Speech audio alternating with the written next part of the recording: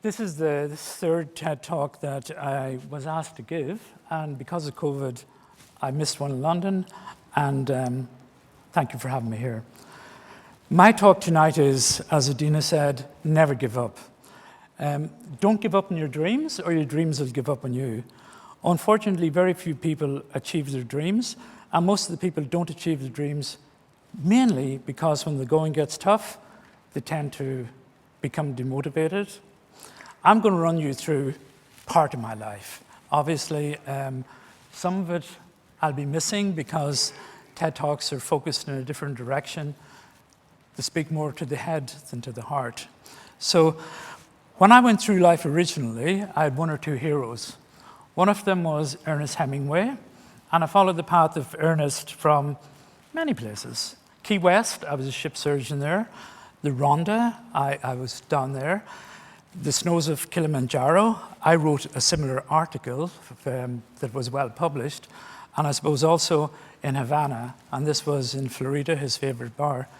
A second one of my heroes was William Thesiger.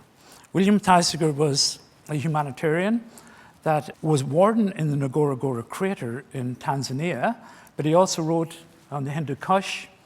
He also wrote on the Marsh Arabs. And when I was 12, I read this book, and it really inspired me because he wrote about these people that hunted fish with 5-pronged spears, they lived among the water buffalo, they paddled their canoes, and they hadn't been discovered by Western civilization for almost 1,000 years.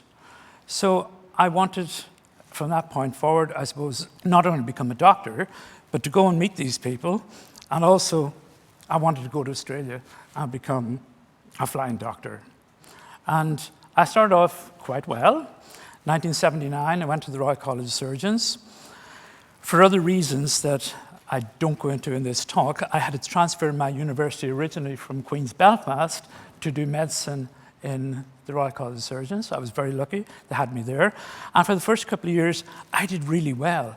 I won all the gold medals, got my name on all the plaques on the walls, hung out with friends of mine that are now cardiac surgeons, brain surgeons, neurosurgeons. This is in one of their houses in Dublin. And unfortunately, in 1979 also, Saddam Hussein took over Iraq.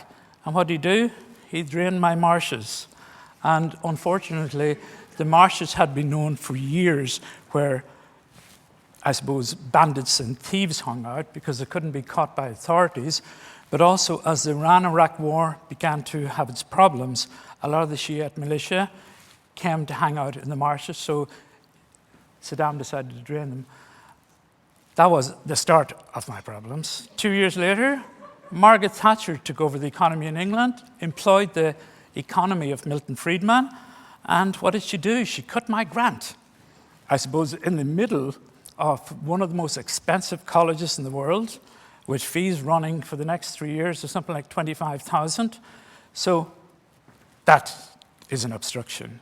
So when you come across obstructions, it's how you turn them into opportunities. So at the time, I sort of had no choice, really, but to go and try and earn some money. Certainly, I didn't come from a privileged background. So the first lesson is don't resist the temptation to scale down your dreams. A couple of my friends were going to Munich, so I decided to go with them. They were working as, making out they were painters, and learned some German, but I realized very quickly there's absolutely no way as a student posing as a painter in Munich that I was going to make a living out of it. I had barely enough to live on. But at that time, I came across a student in a bar one night in Munich, and he told me there was a scam that German students were doing where they could bring a car down to Turkey and you could get 4 times the price of it. And that was old, battered cars in the time of Deutschmarks. And I was thinking, if I sort of could get in on this scheme, maybe I'd earn enough cash. So really skipping through it, I had to get into the organization, learn how it ran. I mean, I grew up on the border of Northern Ireland. Smuggling was part of everybody's nature. In my own father's garage, people used to bring up butter from the south of Ireland, get on tires in our garage, and we get out a grinder when we're only 6 or 7 and take off made in the UK on it. So smuggling was, I suppose, in my nature. And as a consequence, I said, okay, this seems like a good idea for me. So if we take another lesson that in life, if ambition is the path you travel to success, then perseverance is the vehicle that you travel in, or in this case, sports Mercedes. So I had to balance, unfortunately, risk against opportunity. This was 1981. Midnight Express was the biggest thing from Alan Parker.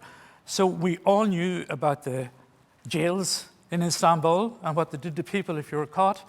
So I also was a journalist and wrote many articles from all around the world where I was. Often it got me into trouble. Sometimes it got me back out of it. But anyway, in this occasion, I brought 7 brand new Mercedes down to Istanbul and made enough cash to cover my next 3 years and beyond. So I was fine, and I said, life's good. Here I am, back at college. Margaret, how are you? And so welcome to my world. I was only 6 months out as a doctor, and this young kid, 17-year-old, one night came into A&E, and unfortunately, he thought I was trying to get some more blood of him. I was going for an arterial stab. The doctors among us know that it's more difficult than pulling blood. He had a vein that was left, and he thought I was looking for it. He knocked off everything, and he stuck a HIV needle into my leg. At the time, there was no cure. As well as that, these were the ads on television. At first, only gays and IV drug users were being killed by AIDS.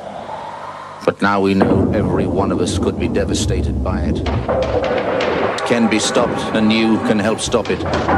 If you have sex, have just one safe partner, or always use condoms. Always.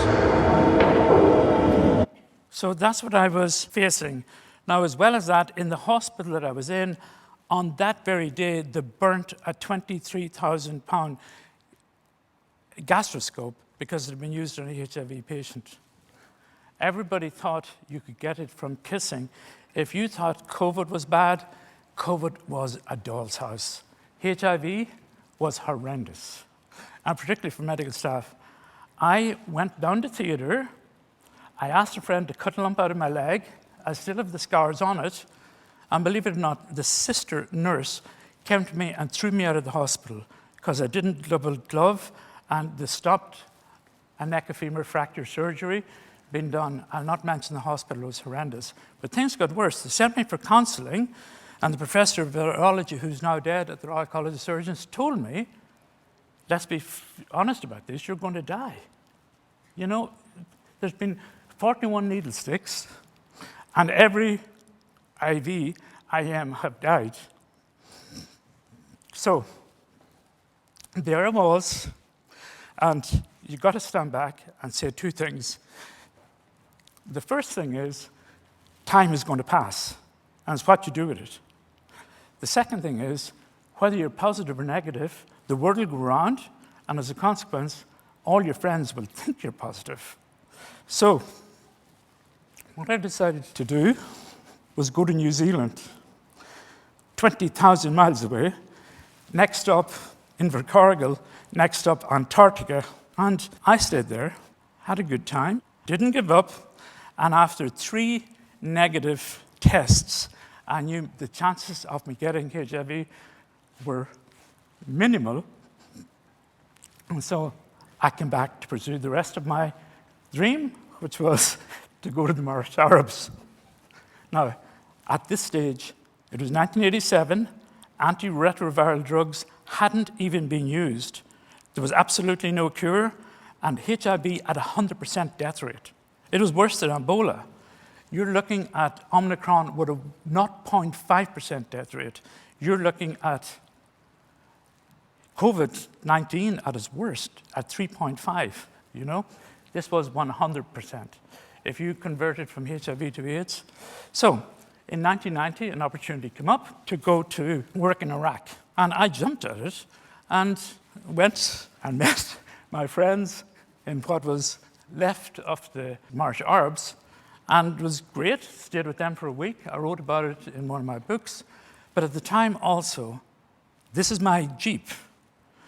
Fazrov Bazrov, if you go back through the papers, and Daphne Parish had been caught in that very Jeep with my license plate, and Fazrov was beheaded March the 1st. I was outside the British Embassy when they threw his body back there in a British consul in a bag, and Daphne Parish, who would have been my nurse, got a life sentence. So Iraq was really out of the frying pan, I suppose, into the fire for me. If we thought that sort of Istanbul was bad, Baghdad was Istanbul on steroids. So another thing happened. We started noticing in intensive care units at night time, I had to go down to do all the blood cultures, that all the patients were coming from Erbil, Suleimania, and up in the north. And the word had gone round that he had gassed Kurds. And America originally blamed Iran, where it actually was Iraq. So I was at that period that they were wondering what was going on. And I suppose I always had that aspect of being an investigative journalist. So I decided to go up into that area. And because it was actually forbidden, I had to dress as a Kurd and meet the Peshmerga, who were the freedom fighters against the infidel in Saddam's Iraq at the time. I also visited Nineveh.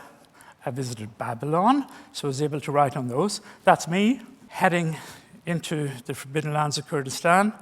And as luck would have it or not have it, unfortunately, I got nabbed by the Iraqi army and put in prison.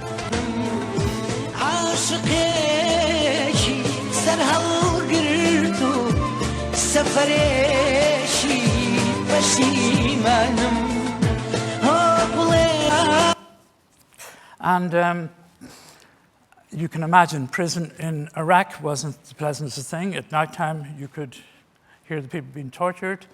And I was 700 miles away from the hospital with a license number of a car that was well known to the authorities, even in the days before computers. I suppose everything goes through your head at that stage. They held me in a police station before they transferred to prison.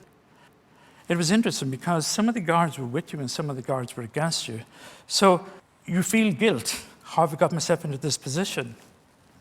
You also sort of say, all my friends are actually in the Ibn Abatar hospital in Baghdad and nobody knows I'm here. It's hard to believe. One morning, a colonel came down to me, put a gun beside me on the bed, and roughed me up a bit, but nothing too serious. And then he turned around and says, "You think we're all barbarians?" And I said, "No."